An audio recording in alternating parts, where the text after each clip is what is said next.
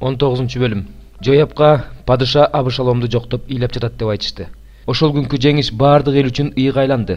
Анткени эл ошол күнү падышанын уулун жоктоп ыйлап жатканын укту. Согуштан качып келе жатканына уялган адамдардай болуп, эл ошол күнү шаарга уурданып кирип жатты. Падыша болсо жүзүн жаап алып өкүрүп жатты. Уулум Абышалом, Абышалом, уулум, уулум менин.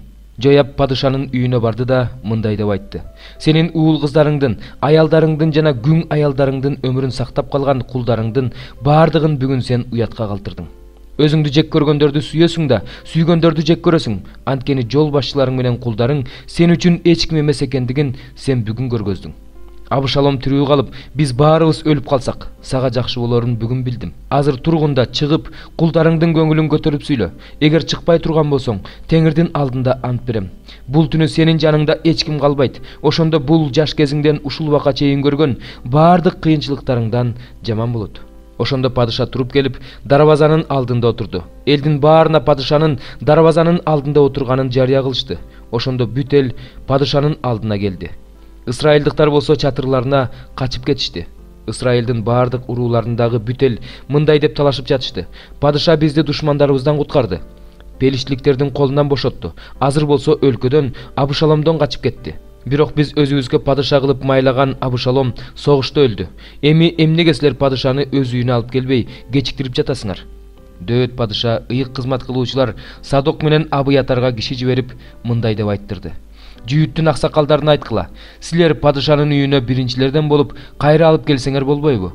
Бул бүт Ысрайылда сөз болуп, падышанын үйүнө эбак эле жетпеди беле? Силер менин бир туугандарым, сөөгүм жана денемсиңер. Падышаны өз үйүнө кайтарууда эмне үчүн силер акыркы болгуңар келет? Анан Амасага айткыла: Менин сөөгүм да, денем да сен эмес белең. Эгер сен Жоябтын ордуна өмүрүң өткөнчө менин аскер башчым болбосоң, анда Кудай мени жазаласын, катуу жазаласын. Ошентип ал бардык жүйүттөрдүн жүрөгүн бир кишидей өзүнө бурду. Ошондо алар падышага өзүң да кулдарың да кайтышсын деп айттырганы киши жиберишти. Падыша кайтып Иорданга келди. Жүйүттөр падышаны тосуп алып, Иордандан өткөрүү үчүн Гилгалга келишти. Бенжамин уруусунан Бакуримдик Гейранын уулу Шемей шашылган боюнча жүйүттөр менен бирге дөөт падышаны тоскону жөнөдү. Аны менен Бенжаминден 1000 киши, Шабылдын үй башкаруучусу Сиба өзүнүн 15 уулу жана 20 кулу менен келишти да Иордандан өтүп падышаны тосуп чыгышты. Падышанын үй бүлөсүн алып өтүү үчүн жана анын каалоосун аткаруу үчүн Сал наркөзгө өткөндөн кийин Гейранын уулу Шемей Иордандан өтөөрү менен падышанын алдына жыгылды. Ал падышага мындай деди: Иерусалимден мырзам падыша чыгып бара жаткан күнү кулуңдун кылган күнөөсүн эске алба. Жүрөгүңдө сактаба мырзам падыша. Мени кылмышкер катары эсептебе. Анткени кулуң күнөө кылганын билет. Мен азыр Жусуптун бардык тукумунан биринчи болуп мырзам падышаны тоскону келдим. Серуянын уулу Абышай Теңирдин майланганын тилдеген үчүн Шемей кантип өлүм жазасына тартылбасын деди. Ошондо дөөт Серуянын уулдары: Мени менен силердин эмне ишиңер бар? Мени эмнеге тукуруп жатасыңар? Бүгүн Ысрайылда адам өлтүргүдөй күн болуп жатабы? Азыр мен Ысрайылга падыша экенимди көрбөй турамбы деди. Падыша Шемейге: Сен өлбөйсүң деди. Падыша ага ант берди. Шабылдын небереси Жонатандын уулу Мепибешет да падышаны тосуп алганы келди. Ал падыша чыккан күндөн тартып тынчтык менен кайра кайткан күнгө чейин бутун да кийимдерин да жууган эмес, сакалын да караган эмес. Ал Иерусалимден чыгып падышаны тоскону келгенде, падыша андан: Мепибешет, сен эмне үчүн мени менен кеткен жоксуң деп сурады. Тиги мындай деп жооп берди: Мырзам падыша, мени өз кулум алдады. Мен сенин кулуң эшегимди токуп минип алып падыша менен кетейин деп айткам. Анткени мен сенин кулуң аксак эмесминби? Ал мырзам падышанын алдында кулуңду ушактады. Бирок мырзам падыша Кудайдын периштесиндей, каалаганыңды кыл. Мырзам падышанын алдында атамдын бүт үй бүлөсү өлүмгө татыктуу болсо да, сен кулуңду өз дасторконуңдан тамактангандардын арасында отургуздуң. Падышанын алдында даттанууга акын барбы? Падыша ага: Мунун баарын эмне үчүн айтып жатасың? Талааны Сиба экөөңөр өз ара бөлүшүп алгыла деп айтпадым беле деди. Бирок Мепибешет падышага мындай деп жооп берди: Мырзам падыша өз үйүнө тынчтык менен кайтып келген соң, ал баарын ала берсин. Падыша менен Иордандан бирге өтүп, аны андан ары узатуу үчүн Роглимден Гилаттык Барзилай да келди. Барзилай 80-ге чыккан абдан каар адам эле. Падыша Маханаимде жүргөндө ал аны азык түлүк менен камсыз кылып турган, себеби ал бай адам эле. Падыша Барзылайга жүрмени менен мен сени Иерусалимде азык түлүк менен камсыз кылып турам деди. Бирок Барзылай падышага мындай жооп берди. Падыша менен Иерусалимге баргыдай көпкө жашамак белем. Азыр 80 жаштамын. Жаман жакшыны айырмалай алмак белем. Кулуң ичкен жегенинин даамын билмек беле. Ырчы кыздар менен балдардын үнүн угалмак белем. Мырзам падыша, кулуңду жук кылып эмне кыласың? Кулуң падышаны Иордандан ары бир аз узатып баралат. Падыша мени эмне кылганым үчүн ушунча урматтап жатат. Кайтып барып өз шаарымда ата-энемдин мүрзөсүнүн жанында өлүүгө кулуңа рухсат эт. Бирок сенин кулуң, менин уулум Кимам, мырзам падыша менен барсын. Аны эмне кылам десең өзүң бил. Падыша, Кимам мени менен барсын, ага сен каалагандай кылам. Каалаганыңдын баарын кылам деди. Бүт эл жана падыша Иордандан өтүштү. Анан падыша Барзилайды өөп, ага батасын берди. Ал өз жерине кайтты. Падыша Гилгалга жөнөдү. Кимам да аны менен жөнөдү. Бүт жүйүт эли жана Исраил элинин жарымы падышаны узатты.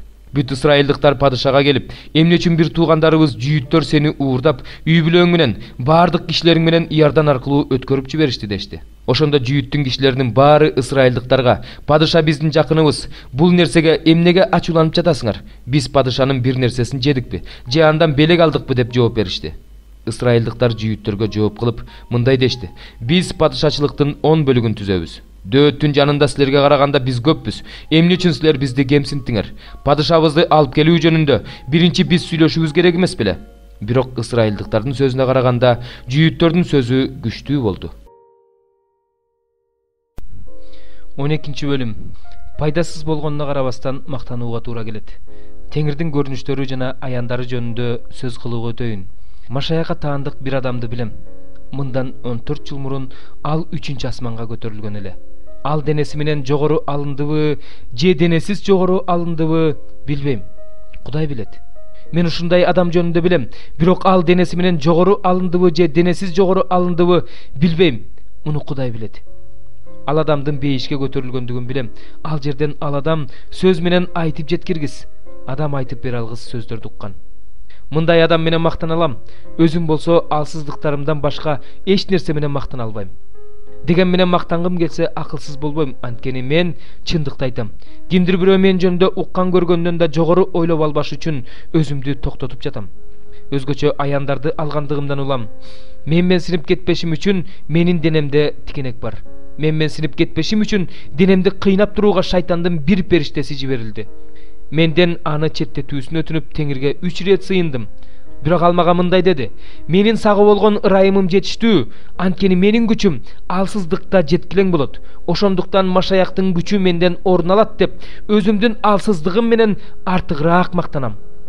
Ошондуктан Машаяк үчүн алсыз болгонума, кордук көргөнүмө, мукташ болгонума, куугунтукталганыма жана кысымчылыкты башымдан өткөргөнүмө ыраазымын. Анткени мен алсыз болгондо күчтүүмүн. Мактанып акылсыз болдум, бирок ошондой болууга мени силер аргасыз кылдыңар. Мени силер макташыңар керек эле, анткени мен эч ким эмес болсом да мыкты элчилерден эч жерим кем эмес. Элчиликтин белгилери силердин араңарда улуу чыдамдуулук, жышаандар, кереметтер жана кудурет күч менен көрсөтүлдү. Башка жыйындар менен салыштырганда силер эмнеден кем болдуңар? Силерге жүк болбогонум менен элеби? Бул айыбымды кечирип койгула. Мына мен силерге 3-чү рет барууга даярмын, бирок силерге оордук келтирбейм, анткени каалаганым силердеги эмес, силерсиңер. Балдары ата-энеси үчүн эмес, ата-энеси балдары үчүн мал-мүлк жыйнашы керек. Силер мен силерди сүйгөнчөлүк сүйбөсөңөр да, силердин жаныңар үчүн мен чын көңүлүм менен колумда болгондун баарын сарптаймын, өзүмдү да аябаймын. Мындай деп коелу: мен өзүм силерге оорчулук келтирген жокмун, бирок куулук кылып, силерден айла амалы менен алып турдум. Жиберген адамдарым аркылуу силерден пайда көрдүмбү? Титтен силерге баруусун өтүнүп, аны менен кошо бир туугандардын бирин жибердим эле, Тит силердин бир нерсеңерди пайдаландыбы? Экөөбүз тең бир рух менен кызмат кылып жаткан жокпузбу? Экөөбүз тең бир жол менен бара жаткан жокпузбу? Алиге чейин силер бизди өзүңөрдүн алдыңарда актанып жатат деп ойлойсуңарбы? Машаякка таандык болгон биз Кудай алдында айтып жатабыз: сүйүктүү бир туугандар, мунун баары силердин ишенимиңердин бекемделиши үчүн болуп жатат. Анткени силерге барганымда, силер мен каалабагандай абалда болбосоңор экен деп, мен өзүм да силер каалабагандай абалда болбосом экен деп корком. Силердин араңарда өз ара талаш тартыш, көрө албастык, ачуулануу, чыр-чатак, жалаа жабуу, ушак, текебердик, тартипсиздик бар болбосо экен деп Кайра барганымда Кудайым мени силердин алдыңарда басынтпаса экен деп буга чейин күнөө кетирип өздөрү кылган ыплас иштерин, ойноштук кылгандарын, адепсиздиктерин мойнуна алып өкүнбөгөн көптөр үчүн ыйлабасам экен деп корком. 26 бөлүм. 11-жылдын 1-айынын 1-күнү мага Теңирден сөз болду. Адам уулу, Тир Иерусалим жөнүндө. Элдердин дарбазасы болгон ал талкаланды. Ал мага бурулду. Мен толом, анткени ал кыйрады деп айткан үчүн. Ошон үчүн Кудай Теңир мындай дейт: Тир, мен сага каршымын. Деңиз өз толкунун көтөргөндөй, мен да сага каршы көптөгөн элдерди көтөрөм. Алар Тир дубалдарын талкалашат, анын мунараларын кыйратышат, анын ичинен топурагын шыпырып салам. Аны жылаңач аскага айлантам. Ал деңиздин ортосунда балык кармаган, тор жая турган жер болот. Анткени муну мен айттым дейт Кудай Теңир. Аны элдер талаптан ошот. Анын жер үстүндөгү кыздары болсо кылычтан өлүшөт. Ошондо менин Теңир экенимди билишет. Анткени Кудай Теңир мындай дейт: Мен Тирге каршы түндүктөн падышалардын падышасы болгон Бабыл падышасы Небухадоносорду аттары, майдан арабалары, атчандары, аскерлери көп сандаган эли менен алып келем. Ал сенин жер үстүндөгү кыздарыңды кылычтап кырат. Сага каршы курчоо мунараларын тургузат. Сага каршы жал үйөт. Сага каршы тосмолорду коет. Ал сенин дубалдарыңдын жанына дубал бузгучтарды орнотот. Мунараларыңарды балталар менен кыйратат. Анын аттарынын көптүгүнөн сени чаң каптайт. Талкаланган шаарга кирип келишкендей, ал сенин дарбазаңа кирип келгенде атчандардын дөңгөлөктөрдүн, майдан арабалардын дүбүртүнөн дубалдарың титрейт. Ал сенин бардык көчөлөрүңдү аттарынын туягы менен тебелеп таштайт. Элиңди кылычтап кырат, сенин кудуреттүүлүгүңдүн эстеликтерин жерге кулатат. Байлыгыңды талап тонап кетишет, мал мүлктөрүңдү уурдап кетишет, дубалдарыңды кыйратышат, кооз үйлөрдү талкалашат, таштарыңды, дарактарыңды жана топурагыңды сууга ыргытышат. Сенин ырларыңды токтотом, арфаңдын үнү мындан ары угулбайт. Ошентип сени жылаңач аскага айлантам. Сен балык кармаган тор жая турган жер болосуң. Кайра курулбайсың, анткени муну мен Теңир айттым дейт Кудай Теңир. Кудай Теңир Тирге мындай дейт: Сенин ичиңде болуп жаткан катуу кыргында, жарадар болгондордун онтоосунан, сен кулаганда чыккан добуштан аралдар титиребеспи экен? Ошондо деңиз боюндагы төрөлөрдүн бардыгы өз тактыларынан түшүп, падыша кийимдерин чечип ыргытып, саймалуу кийимдерин чечип, коркунучка батып, жерге отурушат. Көз ирмем сайын титиреп, сага таң калышат. Анан сен үчүн ыйлап, сага деңизде жүрүүчүлөр жашаган, деңиз үстүндө күч кубат болгон атактуу шаар, сен кандай жок болдуң? Сен жана сенин бүт тургундарың деңиздин айланасындагы элдерге коркунуч туудурчу элеңер дешет. Азыр сен кулаган күнү аралдар титиреди. Деңиздеги аралдар сенин кыйраганыңды көрүп дүрбөлөнгө түштү. Анткени Кудай Теңир мындай дейт: Мен сени эл жашабаган шаарлардай кылып, эң калган шаарга айлантканда, үстүңө суу иримин көтөргөндө, сени чоң суулар каптаганда, мен сени көргөчүүчүлөр менен бирге небак жок болгон элдин жанына түшүрөм. Сенде эч ким жашабаш үчүн мен сени көргөчүүчүлөр менен бирге небак талкаланган жерлерге отурукташтырам. Тирүүлөрдүн жеринде мен даңкты көрсөтөм. Сени көргөндөрдүн үрөйү учат, сен жок болосуң, сени издешет. Бирок сени мындан ары түбөлүккө таба алышпайт дейт Кудай Теңир. 73 забур. Кудайым, эмнеге бизден биротоло баш тарттың?